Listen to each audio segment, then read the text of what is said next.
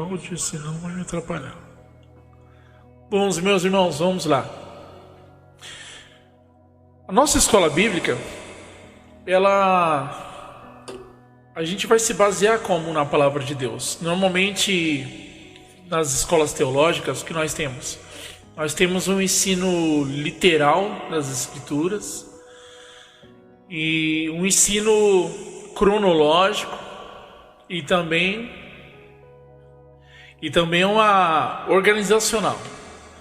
Então a gente tem outro formato de ensino. A gente vai seguir um padrão. Este padrão é chamado de sombras e figuras. Por que esse padrão, Ricardo?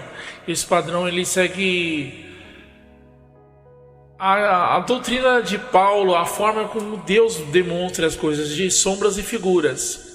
Então ele é diferente de uma escola dominical que você está acostumado, de uma escola teológica, onde você vai ver historiosidade das coisas. Nós vamos ver essas coisas, nós vamos ver a história, a parte literal, mas a minha preocupação maior é a parte profética da palavra, e que vocês aprendam a identificar também a parte profética da palavra. Isso é muito importante. Quando você ter esse gatilho, esse gatilho que o Espírito Santo nos deu para compreender a linguagem profética daquilo que nós estamos lendo, porque ler literalmente os textos, qualquer pessoa pode ler. Por exemplo, eu vou ler lá Gênesis capítulo 1, eu sei que é a criação da terra, então eu vejo ali a forma como Deus criou a terra e todas as coisas. E ali eu vou seguir aquele padrão de raciocínio. Para mim tá bom, isso é andar no raso, é o básico do básico. Eu ler o Novo Testamento, entender que Jesus estava falando com os discípulos. Algumas coisas nós não vamos entender de princípio, para quem está iniciando uma leitura bíblica.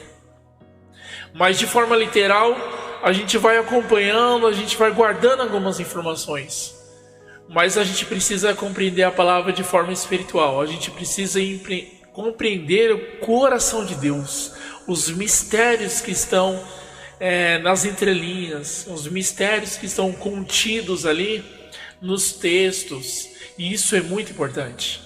Isso é importante para o seu crescimento espiritual. Para quando você ler um texto, não ler como está lendo um livro, mas você sentir a presença de Deus a falar com você a respeito daquilo que está escrito.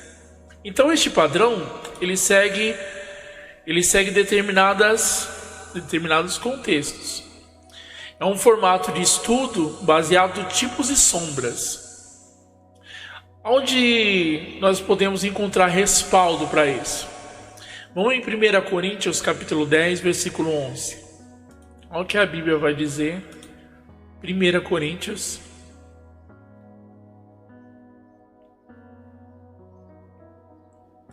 capítulo 10, verso 11. Olha o que Paulo vai dizer. Essas coisas lhe sobrevieram como exemplos e foram escritas para a advertência nossa, de nós, outros, sobre quem os fins dos séculos têm chegado. Sobre quem os fins dos séculos têm chegado? Então o que Paulo está falando?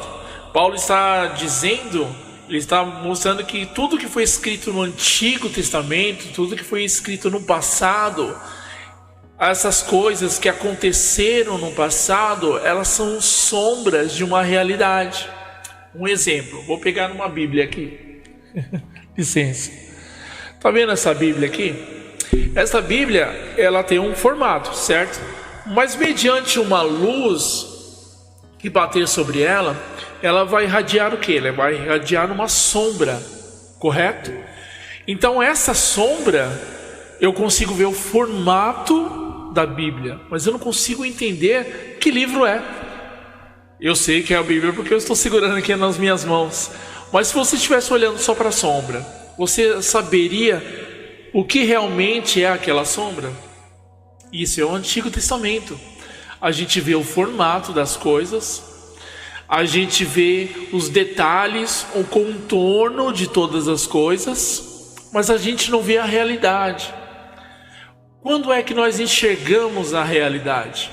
A realidade nós vamos enxergar no Novo Testamento. Quando chegarmos na luz de Cristo, no Novo Testamento, deixa eu colocar aqui para não me atrapalhar. Quando nós colocarmos no Novo Testamento, nós vamos ver a realidade, porque Cristo é a luz que ilumina todo o nosso entendimento. Então, através do ensinamento de Jesus Cristo, através das palavras do Senhor, nós vamos ter luz para compreender a realidade das coisas e a realidade da palavra. Esse é assim que está baseado o nosso ensino, o nosso estudo. Tem bastante gente aqui já dando bom dia. O Hélio, a Elisângela, paz do Senhor. Elisângela, bom dia. Hélio já chegou. Vera, Marcel, glória a Deus. André Renault, bom dia, meu irmão. Deus abençoe. Paz a todos. Bom dia, Aguinaldo. David também está com a gente. Amém, meus irmãos. Licinha, glória a Deus. Vou mandar um oi aqui. Bom dia a todos. Glória a Deus. Mas para deixarmos bem claro as coisas, que a gente precisa se firmar. Trabalhar com sombras e figuras, nós precisamos respeitar alguns detalhes. Quais os detalhes que nós vamos respeitar? Nós vamos respeitar a literalidade do texto, a historicidade do contexto, certo? E a hermenêutica. A gente não pode trabalhar com sombras e figuras a respeito daquilo que Deus não falou. Se eu de repente ler um texto e aquela informação eu identificar sombras e figuras, como eu identifico? Eu identifico à luz das Escrituras, não à luz de fontes externas. Se eu fizer isso, provavelmente eu vou estar gerando uma heresia. Então, Ricardo, é muito difícil estudar assim. Não. Se você for guiado pelo Espírito de Deus, você tiver paciência, tiver carinho com as Escrituras, tiver uma prática de leitura bíblica diária, você conhecer qual é o padrão da Bíblia. Qual é o padrão bíblico? O padrão bíblico é Cristo. Cristo está sendo anunciado desde o princípio até o fim do Apocalipse. Então todos os textos nós vamos ver o Senhor. Tudo foi criado para Ele, por Ele, nele. Então esse é o padrão. Se eu não fugir desse padrão, nós estaremos ótimos. O que eu não posso fazer com sombras e figuras é simplesmente imaginar algo que não está dentro da hermenêutica bíblica. O que é a hermenêutica? A hermenêutica, ela procura contexto, conciliação de textos, a ligação de pontes do antigo, tanto do antigo, do novo, dos salmos. Então essa conciliação de texto nos traz uma resolução, nos faz entender o que Deus está querendo falar a respeito daquilo que nós estamos lendo. Deus, ele sempre vai fazer isso em sua palavra. Ele vai mostrar algo e ele vai dar detalhes depois. As maiorias das heresias e coisas que os homens inventam são de fontes externas. Quando eles leem algo na Bíblia e eles precisam de fontes externas para explicar aquilo que eles estão falando. Exemplo, quando nós lemos Gênesis capítulo 1, nós vemos que ali no capítulo 1, no 6º dia, Deus criou o homem e a mulher para governar a terra. E o que acontece? Alguns, por ignorância ou por acrescentar textos rabínicos e externos, o que acontece? Eles enxergam ali a criação de uma mulher. E no capítulo 2, como Deus vai dar detalhes da criação, que ele já falou do 6º dia, ele vai dar detalhes da criação do homem, como ele criou o homem, como ele criou a mulher. Eles entendem que ali é outra criação. Então são pessoas que estão presas a esses tipos de interpretação errônea. Nós não vamos andar dessa maneira. Isso é totalmente errado. A Bíblia, ela se explica com a Bíblia. A gente não precisa de fontes externas para explicar a palavra de Deus. Amém? Então esse é o nosso caminho. Então Paulo ele fala aqui de sombras e figuras, de tudo aquilo que aconteceu no passado, tudo aquilo que aconteceu no princípio foram de exemplo para nós aprendermos a palavra de Deus. Então vou abrir aqui com vocês em Romanos capítulo 15, no verso 4. Olha o que Paulo vai nos dizer também a respeito dessa metodologia de ensino. Romanos, capítulo 15, no verso 4. Já estou acompanhando aqui na tela, então vocês podem acompanhar comigo, amém? Deixa eu ver se está certinho aqui, a tela, tá tudo certinho. Meus irmãos, se a gente tiver problema de sinal, internet, compartilhe comigo, manda no chat aqui, eu posso olhar aqui no chat, de repente se tiver algum erro, caiu o sinal, de repente não tiver som, aí vocês mandam feedback aqui, Deus abençoe, amém? Vamos ajudar, vamos lá meus irmãos, Romanos capítulo 15, verso 4. A palavra do Senhor vai dizer: pois tudo quanto outrora o quê? No passado, foi escrito para o nosso ensino, foi escrito, a fim de que pela paciência e pela consolação das Escrituras tenhamos esperança. Então vocês estão vendo?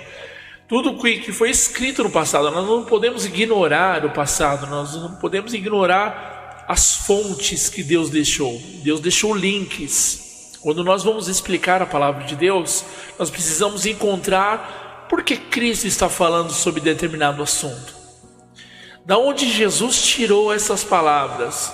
Sabe onde estão as palavras de Jesus? A maioria dos ensinos de Jesus, provavelmente 99%, está nos profetas, está nos Salmos, está lá no princípio do Gênesis. Os judeus não enxergavam isso porque eles não conectavam o novo, a realidade do novo, a compreensão do novo que nos traz a revelação completa do que era sombra. Eles entendiam que aquilo que eles tinham já estava completo, mas não estava, era sombra, aquilo era uma profecia daquilo que estava para acontecer, que é Cristo, Cristo é a realidade, amém? E não a lei. Então por isso que eles não entendiam muitas coisas que o Senhor queria falar. Então Paulo ele ensina que os registros antigos ele tem propósito pedagógico e profético, ensinando-nos sobre a esperança futura. Abram lá comigo também em Colossenses capítulo 2. Colossenses capítulo 2. Gasguei aqui. Colossenses capítulo 2, verso 16 ao 17. 16. Olha lá. Colossenses capítulo 2, versos 16 ao 17. Ninguém, pois, vos julgue por causa de comida ou bebida, ou dia de festas, ou lua nova, ou sábados, porque tudo isso tem sido sombra das coisas que haviam de vir. Está vendo a palavra aqui? Sombra. Sombras e figuras. É a nossa metodologia de ensino das coisas que haviam de vir, porém o corpo é de Cristo. Então o que Paulo está dizendo? Que os rituais, as festas e leis do Antigo Testamento são sombras proféticas. Cristo é o cumprimento de todas as coisas. Então essa é a metodologia que nós vamos sempre estudar. Vamos mais um texto aqui para enfatizar o que nós estamos falando. Hebreus capítulo 10, verso 1. Vocês estão vendo que eu estou dando o quê? Estou dando contextos a respeito de uma metodologia de ensino. As pessoas podem dizer, não, nós temos que ler a palavra de forma literal. Não há uma linguagem profética. A gente não pode ver o profético em tudo.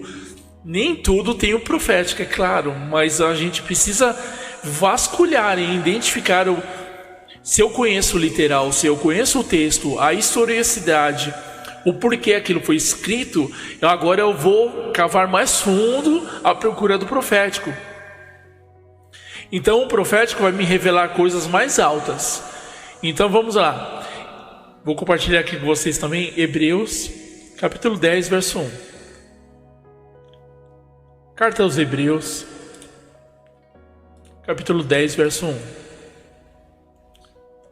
O que vai dizer? A lei traz apenas uma sombra, né? 10, verso 1. Ora, visto que a lei tem sombra, tá vendo que eu falei da sombra? Dos bens vindouros, não a imagem real. Tá vendo? A lei, o Antigo Testamento, ele é sombra, né? Ele só traz a sombra dos bens vindouros, daquilo do futuro, mas ele não tem a imagem real das coisas. E continua assim: nunca jamais pode tornar perfeitos os ofertantes com os mesmos sacrifícios que ano após ano, perpetualmente eles oferecem. Então aquilo que era realizado no antigo era sombras de uma realidade. A realidade é Cristo. Cristo é o cumprimento de todas as coisas, e em seu corpo e em sua vida ele cumpriu, assim como ele está cumprindo na igreja. A igreja é a continuidade do corpo de Cristo. Lembra que eu falei que quem acompanhou nossas aulas escola dominical viu que a semelhança de como Saul reinou 40 anos, Davi reinou 40 anos, Salomão reinou 40 anos. Então nós vemos a totalidade de um mistério, de um ministério, de um reinado, de um chamado. É como Deus estivesse nos avisando: prestem atenção, igreja, olhem para isso. E o que é a totalidade do ministério de Jesus Cristo? O ministério de Jesus Cristo, ele deu um intervalo. Com 33 anos ele foi retirado, faltando o quê? 7 anos para completar 40 anos de um ministério. E a quem ele colocou na terra para cumprir esse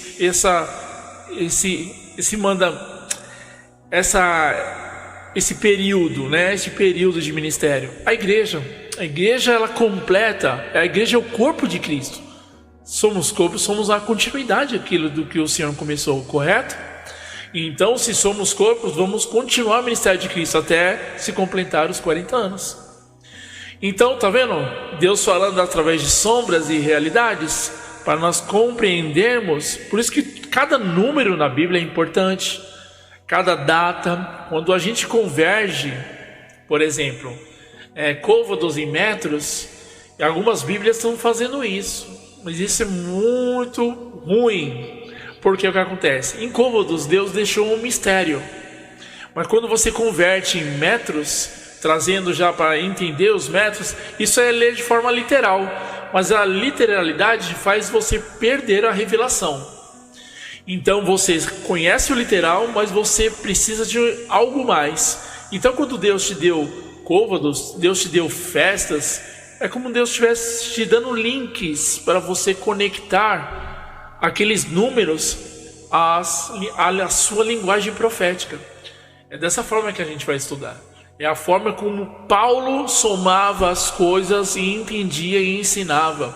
É a forma como é descrito no Apocalipse, por exemplo. Se você não compreender sombras e figuras, dificilmente você vai entender o Apocalipse, o livro de Daniel, o livro dos profetas. Você vai ler e sua mente vai ficar voando, porque você vai ver muitas sombras e figuras, muitas imagens de animais, de outras coisas, de cenas, e você não vai conseguir compreender, porque você só quer ler a palavra na literalidade dela. Então o que eu estou ensinando para vocês é como Paulo ensinava a palavra, para nós enxergarmos Cristo em todas as sombras e figuras que foram deixadas no passado. Cristo ele vai dar complemento à nossa revelação. Amém? Hebreus capítulo 8, verso 5. Vou abrir aqui com vocês. capítulo 8, verso 5. Olha o que diz: os quais, em figura e sombra das coisas celestes, assim como foi Moisés, divinamente instruído, quando estava para construir o tabernáculo. Pois diz ele: vê que faças todas as coisas de acordo com o modelo que te foi mostrado no monte. Moisés, quando é levado para o monte, Deus mostra para ele o modelo do tabernáculo, o modelo celestial.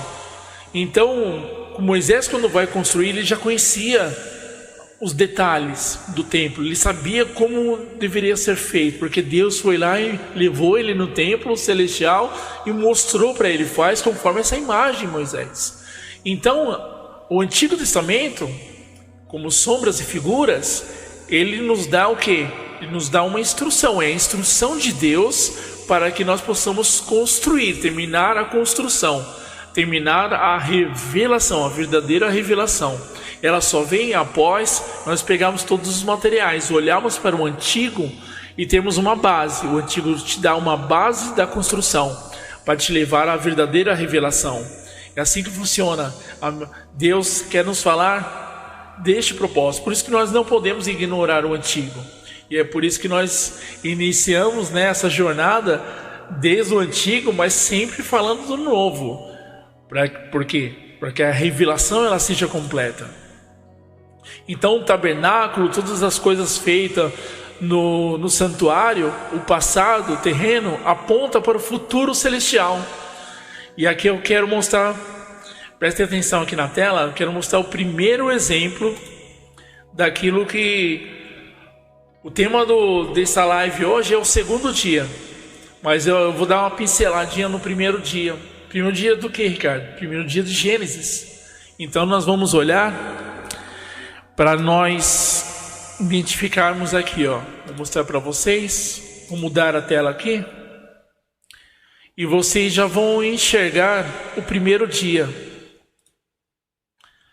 Vou pegar uma ferramenta aqui que me ajude.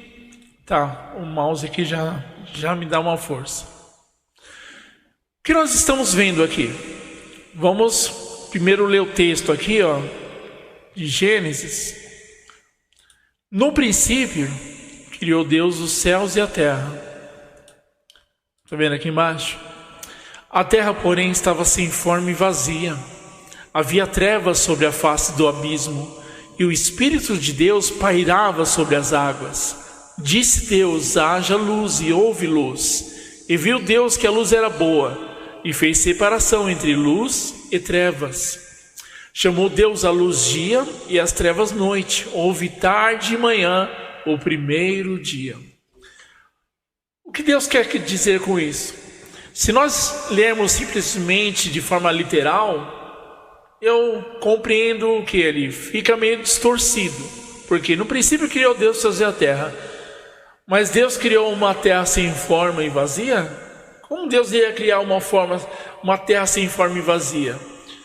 Então esse modelo de estudo vai te dar gatilhos para você compreender o que Deus está querendo dizer. Olha em Isaías, aqui em cima, Isaías capítulo 45, verso 18. Olha o que vai dizer aqui, ó. Vou desenhar aqui para vocês, vou pegar um lápis. Tá. Isaías 45, verso 18. Porque assim diz o Senhor, que criou os céus, o Deus que formou a terra, que a fez e a estabeleceu, que não a criou para ser um caos, mas para ser habitada. Eu sou o Senhor e não há outro. Você está vendo que Deus não criou o caos. Deus não criou uma terra sem forma e vazia. Deus não criou um estado de caos para depois recriar a criação. Então Deus está deixando uma linguagem profética para nós ali no primeiro dia. E qual é essa linguagem profética? Só vou dar um pequeno exemplo de como é o formato do nosso estudo. Vocês vão ver aqui, ó, que cada trecho, cada texto do princípio aqui, ó, nós vamos verificar cada detalhe para poder entender. As aulas presenciais eu já passei isso aqui, mas eu quero só enfatizar para vocês entenderem qual é o nosso modelo de estudo, tá bom? Para nós podermos voltar para Noé e compreender os dias de Noé, porque nós estamos falando do primeiro dia. E o primeiro dia nós estamos também falando do primeiro milênio. Interessante. Mas vamos lá. No princípio criou Deus os céus e a terra. Então o que Deus está criando? Deus está criando céus, terra de forma literal, mas de forma espiritual. O que Deus está querendo falar conosco? Deus está criando os seres celestiais e os homens estão sendo criados. Adão, né? Com Eva se multiplicaram sobre a terra. Então os homens eles foram criados, os seres celestiais primeiro e depois os seres terrenos. Então, olha o que diz em Efésios, capítulo 22, verso 24. Vou abrir aqui com vocês. Deixa eu colocar aqui na tela do texto bíblico, para nós lermos juntos, tá bom? Efésios, capítulo 4, verso 22.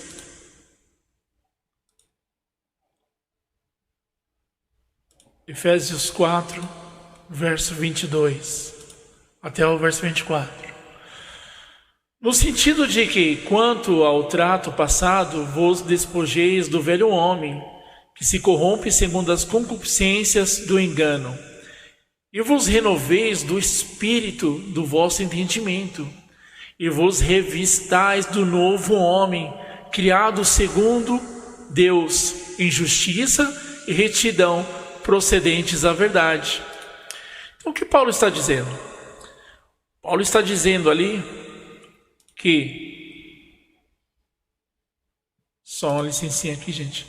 Paulo está dizendo para nós nos revestirmos do novo homem, abandonarmos o velho homem. O que aconteceu no jardim? A gente já conhece a história. No jardim o homem se corrompeu por causa do pecado, e o pecado começou a se multiplicar. Por conta disso, o homem ele perde a sua verdadeira natureza. Então ele perde a natureza que ele foi criado, a semelhança e a imagem de Deus. Olha, um trecho do versículo, a gente já tem informações suficientes para entender porque a terra estava sem forma e vazia. Porque aqui ele vai continuar, né? No verso 2 aqui, ó. A terra, porém, estava sem forma e vazia. Essa palavra, porém, no hebraico, em algumas traduções, vai aparecer como? Vou mostrar aqui para vocês. Vejam aqui na tela. Vou mudar aqui. E vou compartilhar com vocês Gênesis 1, a partir do verso 2. A terra, porém, estava... Olha o que a palavra vai dizer no hebraico. É Hayah, né? No hebraico, ser, tornar-se, vir a ser, existir, acontecer. Então o que aconteceu aqui em Gênesis capítulo 1, no verso 2? A terra, porém, estava sem forma. Não é que estava sem forma, porque Deus criou ela sem forma, como nós vimos lá em Isaías, que Deus não criou as trevas, não criou, né? Não fez a sua criação, não criou o caos, não criou uma terra sem forma e vazia. Mas quem se tornou sem forma e vazio? Quem se tornou sem forma e vazio aqui foi o homem, por causa do pecado. Porque Deus criou um homem, a imagem e semelhança de Deus, mas por causa do pecado ele perdeu, ele corrompe essa imagem. Então ele não perde a totalidade da imagem, mas ele corrompe ela por causa do pecado. E o pecado ele vai corrompendo a verdade de Deus. Vou mudar aqui para vocês. Então o homem, por conta do pecado, ele perde a imagem de Deus. E a terra, o que acontece com a terra? Ela se torna sem forma e vazia. O homem, a gente não foi criado do pó da terra? A exemplo daquilo que Deus no princípio fez. Então essa terra que se tornou sem forma e vazia não é a terra, né? Não é a criação de Deus. Deus criou tudo perfeito. Mas quem se tornou sem forma e vazio por causa do pecado? O homem. Olha o que vai dizer em Colossenses capítulo 1, verso 13. Vou compartilhar aqui com os irmãos. Vamos lá. Vou mudar aqui a tela. E nós vamos para Colossenses capítulo 1, verso 13. Livro aos Colossenses, carta aos Colossenses, capítulo 1, verso 13. Ele nos libertou do império das trevas e nos transportou para o reino do seu Filho, do reino do Filho do seu amor, no qual temos a redenção, a remissão dos pecados. Vocês estão vendo que nós estávamos nas trevas por causa do pecado. Por isso que a terra, ali em Gênesis capítulo 1, você vai ver a descrição, que a terra se tornou sem forma e vazia, e havia trevas sobre a face do abismo. Porque nós estávamos, por causa do pecado, as trevas agora estão reinando. Por causa do homem, por causa do erro do homem, o homem entregou o governo dele nas mãos do inimigo. E o inimigo agora, que representa as trevas, vai reinar sobre essa terra através do pecado do homem. E o que acontece? Cristo, quando ele vem para nos libertar do império das trevas. É isso que Colossenses capítulo 1, verso 13 vai dizer. Que ele nos transportou para o reino do seu Filho. Então nós vivemos ainda neste mundo de trevas, mas a nossa mentalidade, o nosso espírito está conectado ao reino do Filho e não mais ao reino das trevas. Ele nos libertou da imposição do reino das trevas. E isso é ser libertado, isso é ser transformado pelo Senhor, se tornar filho de Deus. É ser transportado para o reino do Filho. Então, tudo que eu faço agora é de acordo com o reino do Filho. Não é mais a minha vontade que é trevas. Não é mais o meu querer que é trevas. Mas o querer do Senhor, o efetuado do Senhor me faz realizar as obras do reino. Amém? E quem faz isso em nossas vidas? Jesus Cristo, o Senhor. Ele nos libertou do império das trevas. Então vocês estão vendo isso lá em Gênesis capítulo 1? Vocês estão vendo que ali e havia trevas sobre a face do abismo. Risquei aqui, só apagar aqui, pronto. E havia trevas sobre a face do abismo. Então essas trevas é o inimigo reinando. Olha quanta informação tem em um versículo, meus irmãos. Então essa metodologia que nós vamos estudar. E olha como vai continuar. E o Espírito de Deus pairava por sobre as águas. Isso aqui é importante. Meu Deus, como eu vou entender essas coisas, Ricardo? É muito difícil esse jeito de estudar. Porque já pensou ficar tanto tempo no versículo só meditando? Mas é isso que Deus quer. Medita na minha lei de dia e de noite, come a palavra ali e fica querendo entender o que Deus guardou ali, os segredos que Deus colocou ali na palavra. E olha o que vai continuar dizendo. O Espírito de Deus pairava por sobre as águas. Olha o Espírito de Deus aqui pairando por sobre as águas. Estão vendo essa figura que eu coloquei aqui? Só uma figura. Mas o que diz Apocalipse para me entender? Espera aí. Se o Espírito de Deus está pairando por sobre as águas, quem são essas águas? Que águas são essas? Então, Apocalipse capítulo 17, verso 15 vai dizer. Vou mudar aqui para vocês. Vamos na Bíblia, E vamos em Apocalipse. Capítulo 15, verso... Apocalipse 17, irmãos. Não é capítulo 15 não, tá? Apocalipse capítulo 17. Está um pouquinho lento. Apocalipse 17 no versículo 15. Vamos lá. E falou-me ainda: as águas que viste, onde a meretriz está assentada, são povos, multidões, nações e línguas. Olha que informação importante. Que Deus lá no princípio, no primeiro dia, está falando no primeiro milênio, que o Espírito de Deus pairava por sobre as águas. E o que está acontecendo? O Espírito de Deus está pairando sobre povos, línguas e nações.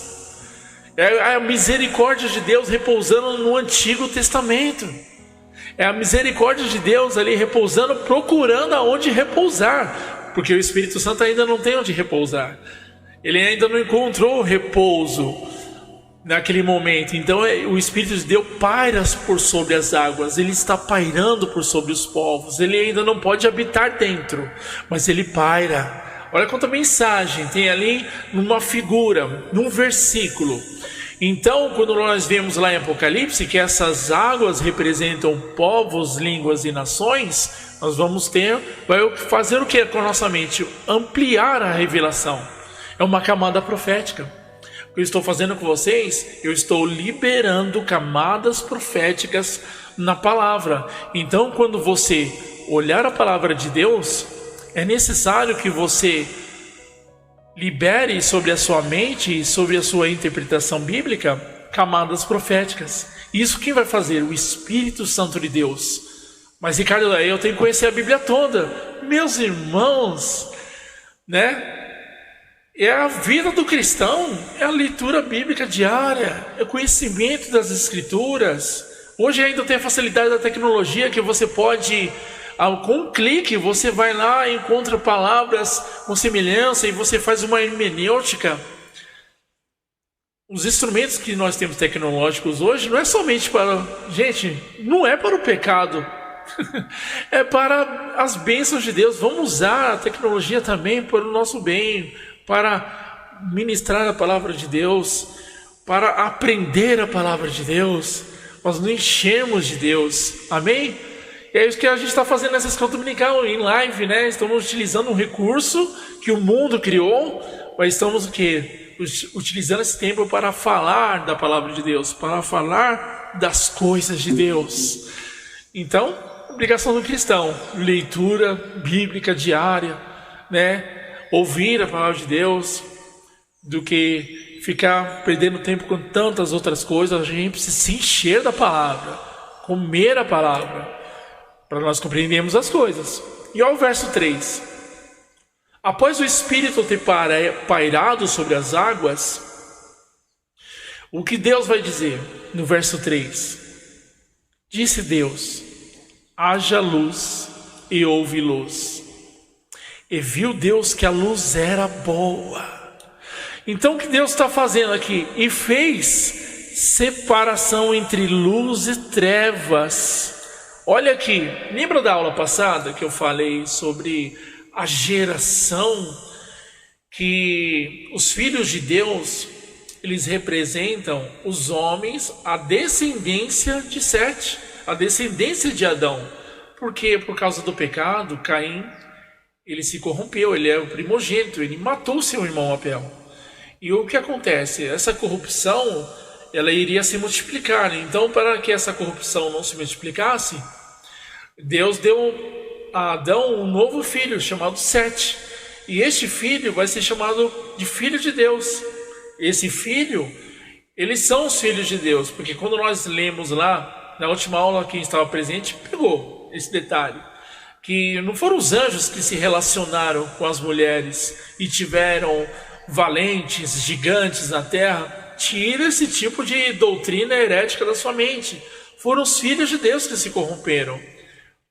Mas uma linhagem, ela vai ser preservada. A linhagem de Sete, ela vai ser preservada, para que venha o remanescente. E esses são os filhos de Deus. E essa linhagem sendo preservada, Deus viu e falou: isso é bom. E Deus disse: haja luz. Então, sobre uma descendência, porque o que aconteceu com a descendência? As trevas caíram sobre eles. As trevas caíram quando Adão pecou e foi expulso do jardim. E as trevas caíram mais ainda sobre a descendência quando Caim pecou e matou seu irmão Abel. Mas agora foi necessário um novo remanescente. Sete agora vai descender, porque de Sete vai vir Jesus Cristo. De Sete vai vir Jesus. Então Deus vai preservar aqueles remanescentes, aquela descendência, para que venha para que venha o remanescente. É aquilo que Deus falou para Eva, né? Que o seu descendente pisará a serpente na cabeça. Então, o descendente não era somente o filho de Eva, mas os descendentes é Cristo. Está falando sobre o futuro, sobre Cristo. Então, o que a palavra está nos mostrando? Está nos mostrando que Deus disse, aquela geração vai ser luz. Não é assim conosco agora? Que agora que aceitamos Jesus, Ele é a luz. Ele é o princípio de todas as coisas. Ele é a luz do mundo. Mas Ele não disse para nós, vós sois luz do mundo. Porque se nós estamos em Cristo, nós também somos luz do mundo. E essa luz, ela tem que crescer, tem que se multiplicar. Para quê? Para que o reino seja expandido. Essa é a vontade de Deus. E é o que vai acontecer aqui com a descendência de Sete. Até a chegada de Noé, depois de Abraão, e depois dos profetas, até chegar a Cristo. Então essa descendência vai ser preservada como os filhos de Deus, como os filhos da luz. Como expliquei na última aula.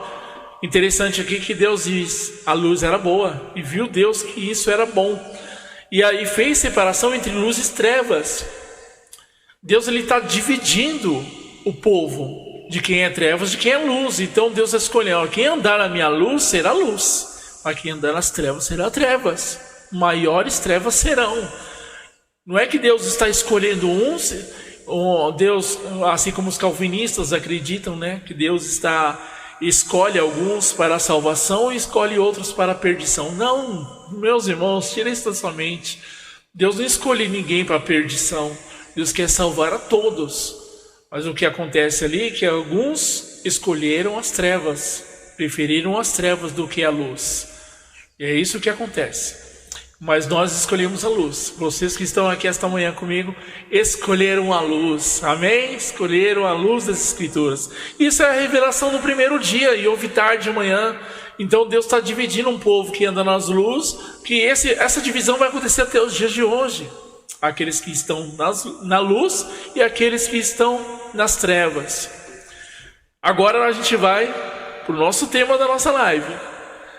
Eu só vou dar uma pinceladinha no início dele, tá bom? É o segundo dia. Então nós vamos para o segundo dia, representado aqui. Deixa eu tirar o primeiro dia, vamos para o segundo dia. Maravilha. E o que acontece no segundo dia? Eu tenho que mostrar algo para vocês aqui, que é a cronologia bíblica, tá bom? Para vocês entenderem o que eu realmente estou falando. Vamos lá para o mapa cronológico. Vou mudar aqui para vocês a tela. Este é o mapa cronológico de todos os eventos do Antigo Testamento, até Cristo, ok? Vou minimizar aqui, para vocês verem que este mapa ele segue um padrão desde Adão, desde a criação de Adão, até Cristo.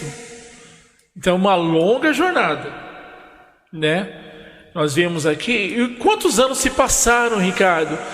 Desde Adão até o nascimento de Cristo. Segundo a cronologia bíblica, se passaram 4.000 anos. De Adão até Cristo, exatamente 4.000 anos. E é por isso que nós estamos estudando os milênios. Porque um dia para Deus é como 1.000 anos. Então, você vê aqui a geração do primeiro milênio. Vocês estão vendo aqui, ó. Este é o primeiro milênio. Eu vou ampliar aqui para vocês. Desse ponto aqui, essa é a setinha preta, até essa outra setinha aqui, é o primeiro milênio, tá? Então, quem viveu dentro desse primeiro milênio foi a história que eu acabei de relatar lá em Gênesis. A história de Adão, a história de Sete, a história de Enos. Essa descendência vai andar na luz. É claro que se nós olharmos o Gênesis, nós vamos ver também a história dos descendentes de Caim. Mas vocês vão ver que somente vai haver 7 gerações até o dilúvio da geração de Caim, porque eles vão se perder no dilúvio. Então Adão, Sete, Enos, Cainã, Maalalel, Jared, Enoque e Matusalém, né? Nasceu aqui, no primeiro milênio.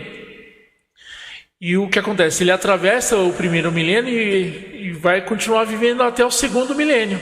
Eu vou minimizar aqui para vocês. Eu vou aqui abrir o segundo milênio. Então, neste período aqui do segundo milênio, olha quantos eventos nós temos. E é sobre esses eventos que nós vamos falar. Olha os eventos que acontecem aqui no segundo milênio. No segundo milênio, nós temos do ano 1000 ali, alguns ficaram para trás. Um exemplo é Enoque. Enoque, ele foi transladado 12 anos antes de findar o primeiro milênio. Falei na última aula sobre a vida de Enoque e sobre as coisas que ele anunciou e profetizou. Mas nós temos aqui neste milênio fatos importantes. O dilúvio, por exemplo. Nós temos uma data aqui do dilúvio. O dilúvio ele acontece no ano 1656. Que legal, né? A gente tem um mapa desse para poder estudar a Bíblia. E nós temos toda a geração seguindo de Matusalém, Lameque, Noé. E quando acontece o dilúvio, essas gerações que ficaram para trás, interessante, quando nós ampliamos aqui, você pode pensar, Ricardo, Matusalém morreu afogado porque ele viveu 969 anos. Eu não acredito que não, irmãos. Eu acredito que devido à idade avançada de Matusalém, ele não quis entrar na arca. Mas ele, por ser avô de Noé, ele, por ter já vivido tanto, ele não tinha motivo para entrar na arca. Eu acredito que Deus retirou ele aquele ano. Não acredito que ele se perdeu por causa do dilúvio, mas interessante que o ano da morte dele foi exatamente no ano do dilúvio, no ano 1656. Porque é legal essa leitura de milênios. Depois, quando a gente chegar aqui no terceiro dia, e a gente vai ampliar a visão aqui, do terceiro dia, do terceiro milênio. Aqui vai ficar interessante, porque vocês vão ver com quem Abraão, com quem Isaac andou. Ele foi, né, a sua descendência, os seus descendentes. É certo que cometeu, né, idolatria. Nós vemos isso no livro, na palavra de Deus. Mas o que acontece é que Abraão não era idólatra. Ele vinha de uma descendência, né? De uma descendência de uma parentela que estava viva. Então tem vários eventos aqui, mas esse não é o nosso tema de hoje, tá? Vamos voltar aqui para o segundo milênio, que é o período do ano 1000 ao ano 2000. E o que acontece aqui de importante no segundo milênio, representando o segundo dia? O dilúvio, a arca de Noé, depois a Torre de Babel. Mas vamos voltar lá para o nosso texto. Vamos voltar lá para o segundo dia. O que eu quero enfatizar para vocês, vamos fazer a leitura juntos. E disse Deus, esse é o segundo dia. Gênesis capítulo 1, versos 6 a 8. E disse Deus, haja firmamento no meio das águas, e separação entre águas e águas. Fez, pois, Deus o firmamento, e separação entre as águas debaixo do firmamento e as águas sobre o firmamento.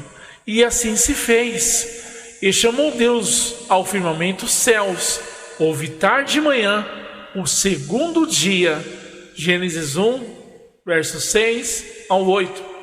Então, o segundo dia, interessante aqui, o segundo dia, porque vai acontecer o quê? Vai acontecer aqui a extinção, né, de toda uma geração. Quando nós vamos ver a criação de Deus, um detalhe importante que ele fala do segundo dia, é que ele fala que esse dia não foi bom. Não é que ele fala que não foi bom, mas ele diz, não há expressão, e viu Deus que era bom, que isso era bom. Você viu que no primeiro dia, quando Deus fez a luz, ele disse, e isso é bom. Ele dá ênfase, mas no segundo dia, como vai haver um julgamento, uma extinção de uma geração, ele não vai usar essa expressão no segundo dia da criação. Então o que está acontecendo aqui no segundo dia? Haja o firmamento no meio das águas, haja terra, né? E separação entre águas e águas, as águas que estão em cima do firmamento e águas que estão abaixo do firmamento. E as águas sobre o firmamento, né? As águas que estão acima, e assim se fez. E chamou Deus o firmamento céus. Houve tarde, manhã, o segundo dia. Quando nós olhamos para o dilúvio, nós vamos começar a compreender e entender como era a geração de Noé e como era a geografia daquela época. Provavelmente, segundo os dados científicos, esse período diluviano, esse período da geração de Noé, os continentes, você viu que os continentes eles se conectam? Eles fazem uma conexão. Se você já brincou de quebra-cabeças, e se você pegar ali os desenhos da Oceania com a África, né, com a Ásia maior, a Ásia menor, e pega ali a Europa e traz a América juntinha ali, junta com a África, embaixo a América do Sul, e eles formam o quê? Tudo aqueles continentes parecia que eles estavam interligados, mas houve um evento que dividiu esses continentes. Essa conexão, pela ciência, é chamada de Pangeia. E a ciência fala que isso durou bilhões de anos, milhares de bilhões, até que se dividiu os continentes. Eu creio que não. Eu creio que essa divisão, esse romper de continentes, aconteceu justamente no evento catastrófico. Se vocês pesquisarem na palavra de Deus sobre ciência, na palavra de Deus não, na Bíblia, desculpa, irmãos, no Google, se vocês pesquisarem sobre ciência criacionista, vocês vão ver a explicação deles sobre o dilúvio. E eles vão dar uma explicação do que aconteceu, das águas que submergiram do abismo, águas ferventes que chegaram a dividir continentes, e águas que estavam sob o firmamento, que caíram sobre a terra, gerando toda aquela catástrofe sobre a terra e exterminando toda a vida que havia na terra. E essa catástrofe, ela gerou, quando os estudiosos eles vão ver as montanhas, e existem camadas, né? E eles falam que aquelas camadas representam milhões e bilhões de anos. E a verdade é que houve um evento catastrófico que gerou aquelas camadas. Um evento catastrófico que dividiu os continentes. Qual é esse evento catastrófico? Que exterminou, né, gerações por causa do pecado. Foi o reset de Deus, né? Deus reiniciou. Então, no capítulo 7 de Gênesis, no verso 11, vocês querem vir aqui comigo? A partir do verso 11 do capítulo 7 de Gênesis. No ano 600 da vida de Noé, ao 17 dias do segundo mês, nesse mesmo dia romperam-se todas as fontes do grande abismo, e as comportas do céu se abriram, e houve copiosa chuva sobre a terra durante 40 dias e 40 noites. Nesse mesmo dia entraram na arca Noé, neste mesmo dia que se romperam as fontes das águas, né? Nesse mesmo dia que desceu as águas do firmamento, entrou na arca Noé e seus filhos, Sem, Cã, Jafé, sua mulher e as mulheres de seus filhos, totalizando, né, 8 pessoas, né? Gênesis capítulo 7, do verso 11 ao 13. Então o que aconteceu ali? Ali está se dividindo a terra. Você viu que nós lemos lá no segundo dia? Que Deus está fazendo separação. Deus está dividindo as águas. Dividir as águas, vocês vão ver na próxima semana, quando nós falarmos sobre a divisão dos povos, né? A divisão Sem, Cã e Jafé. Vocês vão ver que dividir águas, lembra que eu falei do primeiro dia? que mares representam, assim como está descrito em Apocalipse capítulo 17, verso 15, que mares representam povos, línguas e nações, essas águas também representam povos, línguas e nações que estão sendo divididas. Você viu o evento que acontece no segundo dia, no mapa cronológico que eu mostrei para vocês? Qual é o evento? O evento que acontece ali primeiro é o dilúvio, que vai dividir os continentes, né? Que vai separar, né? E depois o crescimento, a multiplicação dos povos, vindo de Sem, Cã e Jafé. E posteriormente vai ter o que? Um evento que vai separar as línguas. Deus quer que esse povo se espalhe pelo mundo. É a Torre de Babel. Eu mostrei lá no mapa cronológico. Então vocês vão ver que Deus ele está anunciando este evento do dilúvio desde lá do princípio, no segundo dia. Quando nós olhamos o segundo dia, nós vemos aqui este evento do segundo milênio. Ricardo, você está colocando milênios e dias? Sim, porque Deus nos deu essa informação quando ele disse em 2 Pedro capítulo 3, verso 3 a 8. Está aqui na tela, gente, acompanha comigo. Tendo em conta, antes de tudo, que nos últimos dias virão escarnecedores com seus escárnios, andando segundo suas próprias paixões. Lembra que Jesus falou? Que nos últimos dias serão como os dias de Noé. Os dias de Noé estavam dessa mesma maneira, cada um casando-se, dando por si casamento, segundo suas próprias paixões. Verso 4. E dizendo, onde está a promessa da sua vinda? Não é o que dizem hoje? Não é o que vão dizer quando começar a grande tribulação? Onde está a promessa da sua vinda? Onde está a promessa do arrebatamento? Que vocês foram salvos, resgatados? Onde está? É o que Noé ouviu. Noé ouviu sobre isso. Onde está a chuva que você tanto falou, Noé, na construção dessa arca? Cadê essa chuva? Então nós vamos ouvir dessa mesma forma. Onde está o arrebatamento agora, crentes, cristãos? Onde está o evento que vocês tanto falavam? Então, continuando, porque desde que nossos pais dormiram, todas as coisas permanecem como desde o princípio da criação.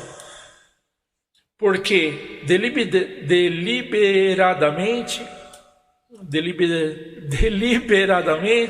esquecem que de longo tempo houve céus, bem como terra, a qual, olha o que Pedro vai dizer, surgiu da água e através da água pela palavra de Deus, pela qual veio perecer o mundo daquele tempo, afogado em água.